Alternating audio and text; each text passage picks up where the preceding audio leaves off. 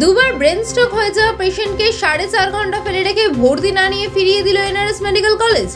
বারাসত কড়িয়া কদমগাছি দেবী মণ্ডলের স্বামী তপন কুমার মণ্ডলের আরও অভিযোগ, ওখানকার চিকিৎসক দেখে ভর্তি না নেওয়ার কথা যখন বলতে থাকেন তখন তাকে রিকোয়েস্ট করলে 10,000 টাকা ডিমান্ড করেন ওই কর্তব্যরত চিকিৎসক। ভর্তি করবার জন্য 5,000 টাকার কথা বলেও শেষ পর্যন্ত 5,000 টাকায় রাজি না হয় তাকে ভর্তি করা সম্ভব হয়নি। অবস্থার অবনতি হওয়ায় সেখান থেকে তাকে আবার ফিরিয়ে আনা হয় বারাসত মেডিকেল কলেজে, সেখানেই তাকে ভর্তি করা হয়। পরিবারের অভিযোগ, এই রোগীর যদি কোনো রকম ক্ষতি হয় সেক্ষেত্রে তার জন্য দায়ী থাকবে সম্পূর্ণ এনআরএস মেডিকেল কলেজ। বাংলার স্বাদে বাঙালির সেবায় মা বাসন্তী হোটেল অ্যান্ড রেস্টুরেন্ট, ঠিকানা পোক্তাপুল, নারায়ণগড়, পশ্চিম মেদিনীপুর। আমাদের এখানে সকাল, বিকাল, দুপুর এবং রাত্রিকালীন আহারের সুব্যবস্থা রয়েছে। সুলভ মূল্যে আহারের একটাই ঠিকানা মা বাসন্তী hotel and restaurant.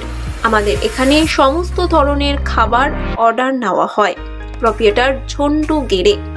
Mobile number 9732543245।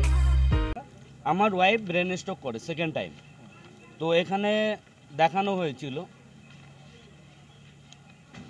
মানে হিলিং টাচে প্রাইভেট ডক্টর দেখানো হয়েছিল। তো উনি সিটি স্ক্যান রিপোর্ট দেখার পরে আমাকে বলেন যে আপনি এনি টাইম যে কোনো হসপিটালে অ্যাডমিট করে দিন।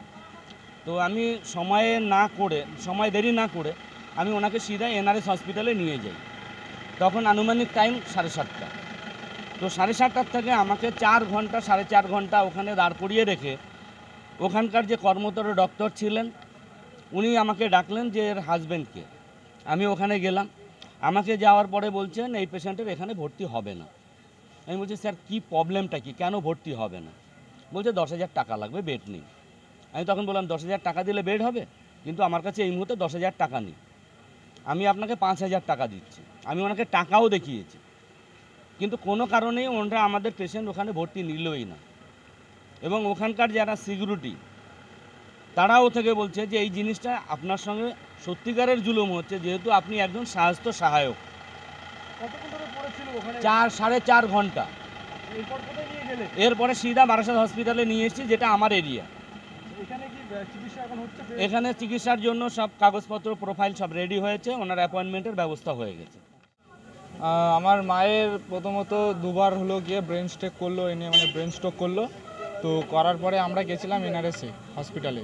তো আমরা গেছিলাম তাও অ্যারাউন্ড 7:30 PM। তো ওইখানে যাওয়ার পরে সব কিছু হয়ে গেল, রিপোর্ট মানে দেখলো আমাদের, যেহেতু কালকে আমরা প্রাইভেট হসপিটাল থেকে হলো গিয়ে রিপোর্ট করিয়ে নিয়েছিলাম। তো ওইখানকার ডাক্তাররা বলেছে যে যদি কোনো বেশি অসুবিধা হয় তাহলে হলো গিয়ে হসপিটালে নিয়ে যেতে, এনি হসপিটাল।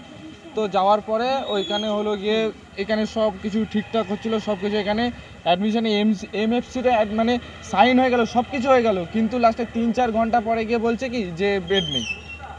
আমরা 3-4 ঘন্টা পরে গিয়ে বেড নেই এরকম বললো। তা বেড নেওয়ার পরে এবার আমার যখন বাবা গেল, বাবার সাথে মানে খুব বাজে রকম ব্যবহার করেছে। তো মানে এটা আমরা ওখানে ভর্তি না হয়ে 4 ঘন্টা। তারপর ওখান থেকে কোথায় গেলে? আমরা এই বারাসত হসপিটালে। হ্যাঁ, এখন মানে সবকিছু হচ্ছে, সব রেডি হচ্ছে, দেখছে। এই যে এনআরএস এর মতন একটা